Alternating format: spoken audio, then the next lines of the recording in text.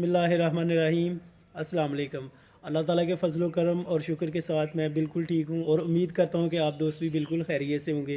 जैसे मैंने पहले भी आप दोस्तों के साथ अपने नए घर की तमीर के बारे में 2 वीडियोस शेयर की थी और मैंने आपसे प्रॉमिस किया था कि जब घर पे छत डाली जाएगी तो इंशाल्लाह वो वीडियो भी मैं आप दोस्तों के साथ शेयर करूँगा। अल्लाह ताला के फजल व करम के साथ घर पे छत डालने के लिए इंतज़ाम किए जा रहे हैं, तो मैंने सोचा क्यों ना अपने व्यूवर्स के साथ शेयर किया जाए कि कैसे घर पे छत डाली जा रही है।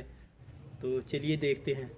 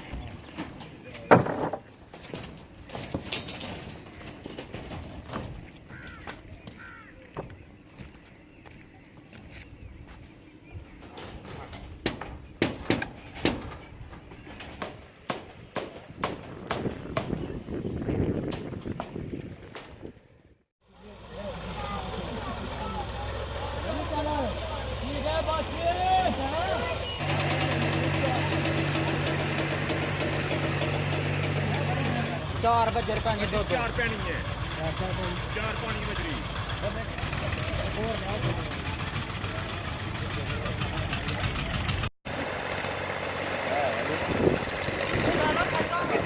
कट ले आ जाओगे।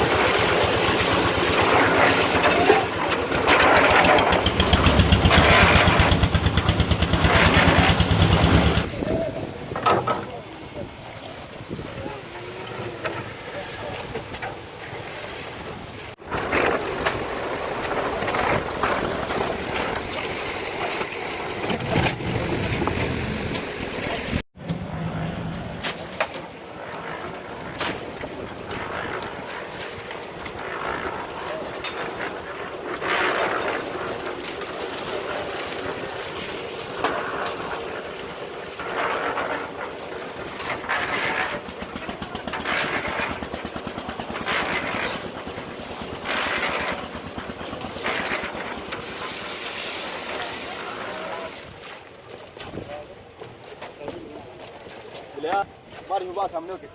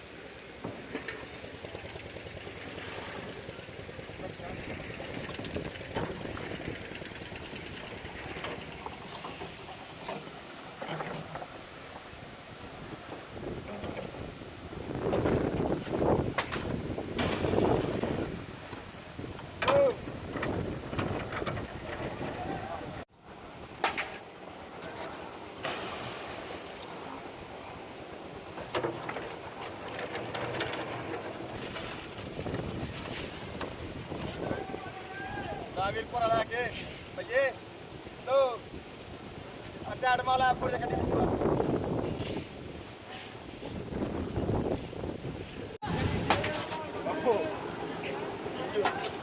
ਇੱਕ ਸਾਥ ਦੀ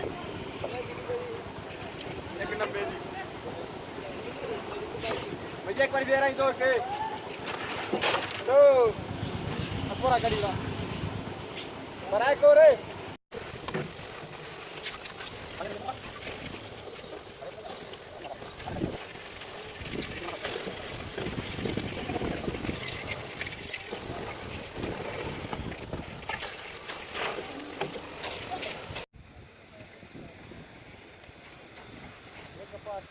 ਘੱਟ ਕੇ ਤਾਂ ਉਹ ਜਾ ਲੱਗੇ